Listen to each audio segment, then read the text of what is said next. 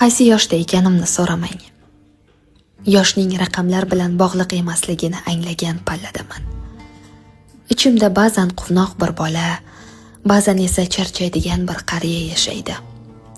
Shovqinga toqatim qolmagan, olomondan uzoqlashgan, atrofimdagi keraksiz odamlarni saralab oladigan yoshdaman. Quyoshning chiqishi va botishini shunchaki hayrat bilan tomosha qiladigan emas, chiqqan quyoshga shukr qiladigan, botgan quyoshga esa biroz mahzun bo'ladigan yoshdaman. Har jilmayish samimiyat emasligini, har va'da amal bilan tugamasligini tushungan yoshdaman. Kam gapirib, ko'p kuzatadigan, ko'nglimni har kimga ochmaydigan, sirlarimni sukunatga topshiradigan yoshdaman. Eng muhimi esa, endi hammani o'zim kabi o'ylamaydigan yoshdaman.